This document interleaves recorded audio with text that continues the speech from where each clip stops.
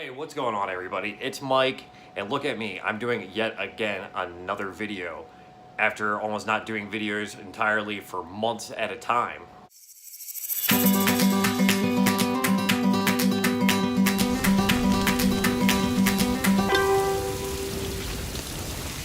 Today's video, I'm going to be giving you guys a brief reptile room tour, if that's what you want to call it. I really don't normally do these kind of videos, but I figured I would try to upload a little bit more frequently. So here's something that I could do while I'm cleaning up my room after moving all my animals back. I've been working on this for about like a week and a half, 2 weeks now, because I work a full-time job, so it's kind of hard to build, put the time in between working. And working in the restaurant business is also like very draining. So when I get off work, 90% of the time I'm like, yeah, I don't feel like doing that.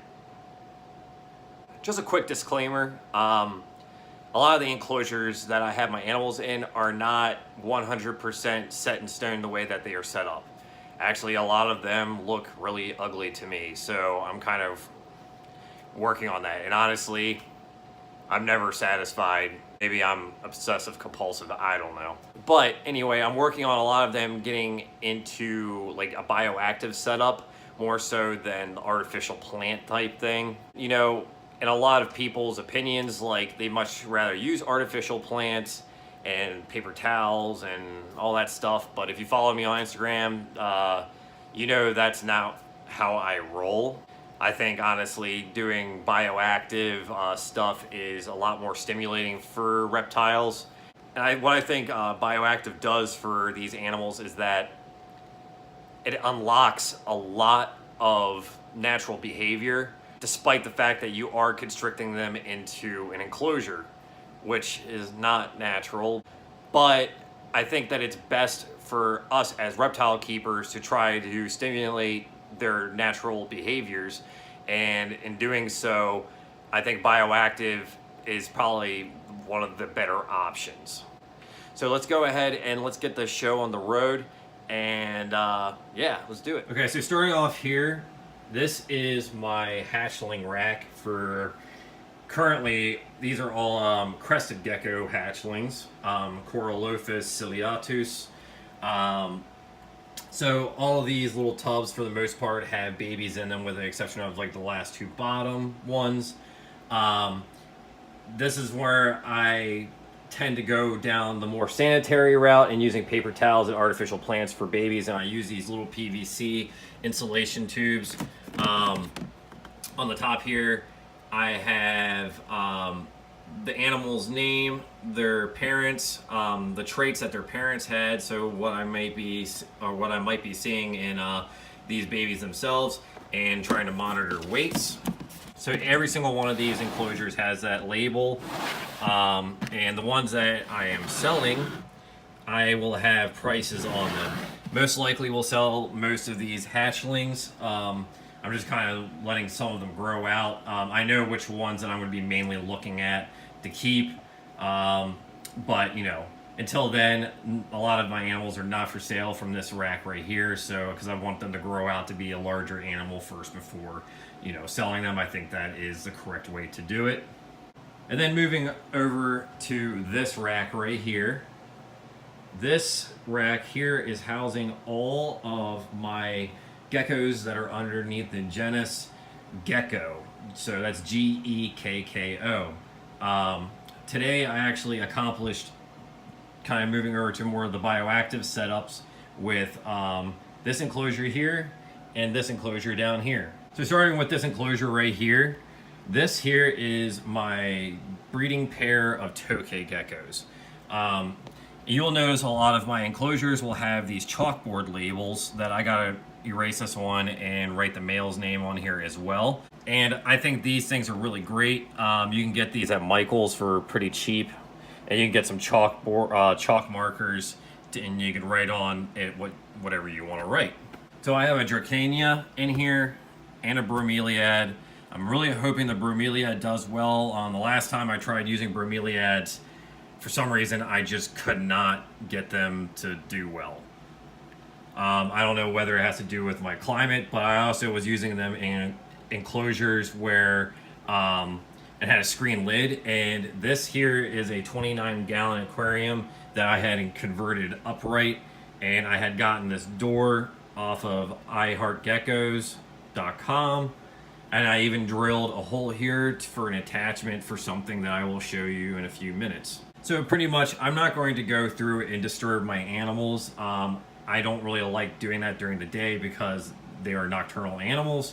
So I don't want to stress them out, but I can assure you that there are 2 Tokay geckos in here.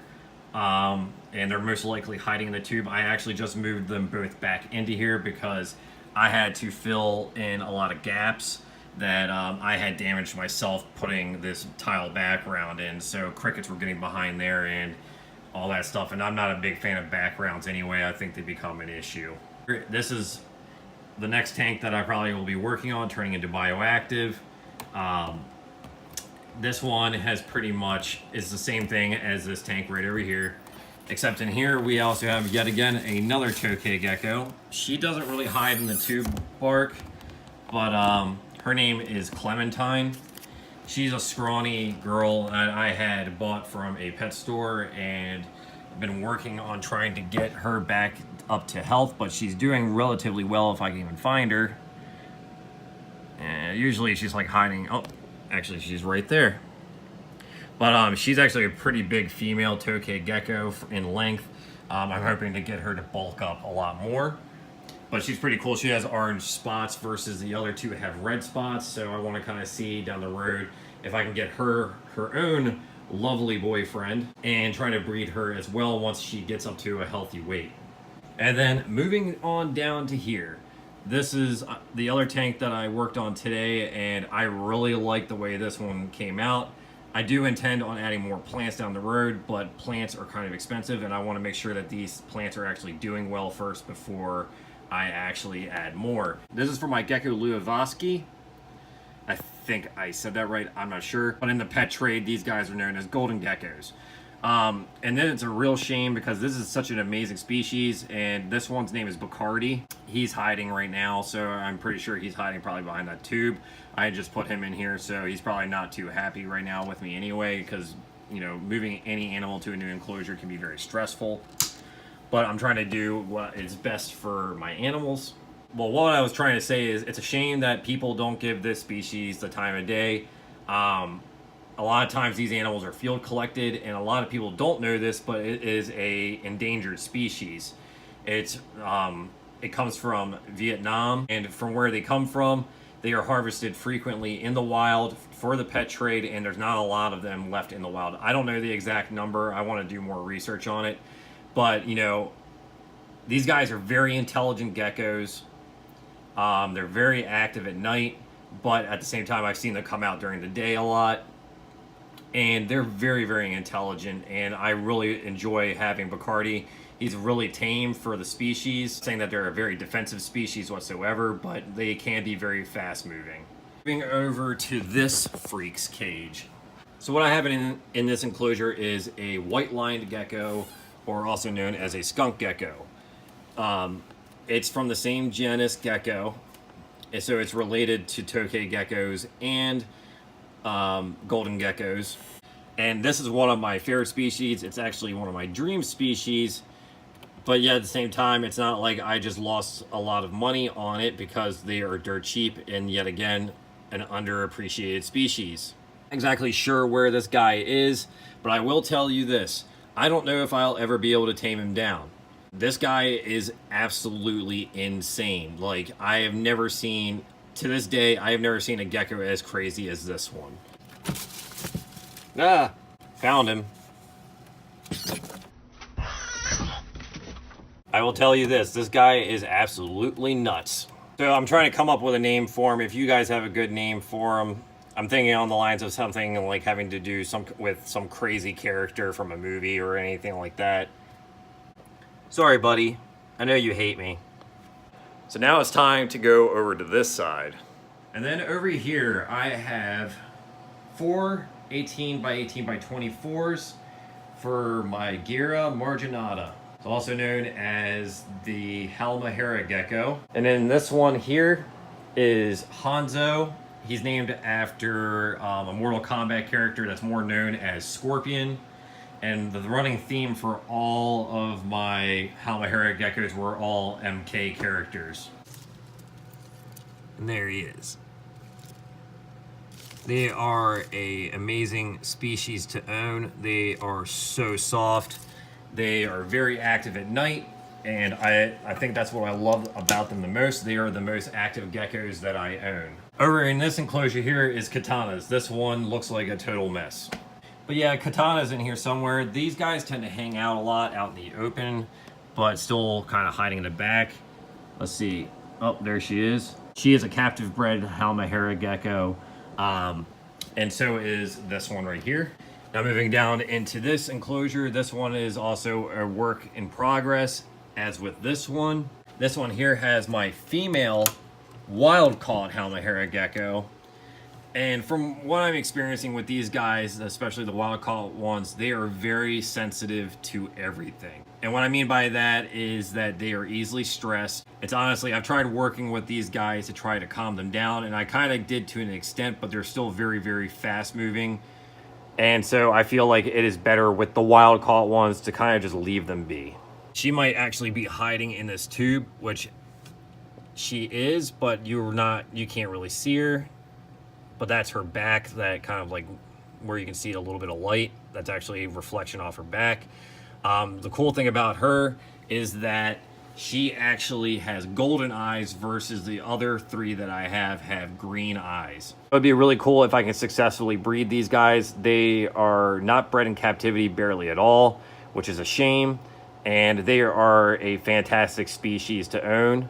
They're very, very fun. And it's a real shame that these guys are getting stripped from the wild and being put into captivity. And I think as people that collect reptiles, our biggest importance is to make sure that almost all animals that we have in captivity are captive bred, so that the necessity of taking these animals from the wild is just not there. And moving on over to this tank. Here is my male wild-caught Gira marginata. He's actually right there. Oh, there he is. But yeah, this is a wild-caught male.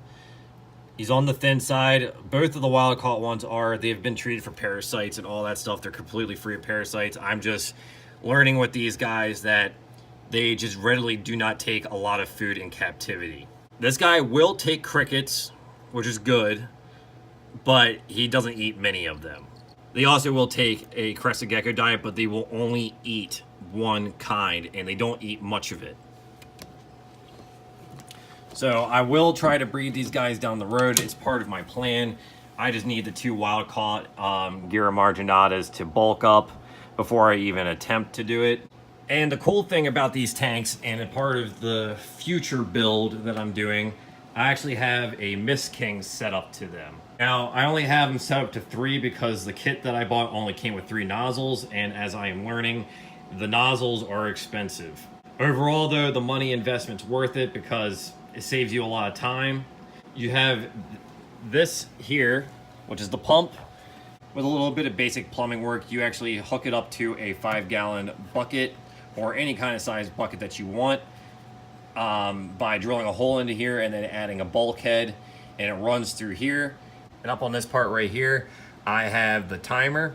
It's set to go off 3 times. I'm still kind of figuring out a good system where it's not going to be oversaturating the enclosures because, you know, generally I want to have this set up for all of my enclosures, but the enclosures all are in different sizes and they're all different enclosures. So it's kind of have to find a happy medium that works for all of them. So guys, I wanted to thank you for tuning in and checking out my reptile room tour.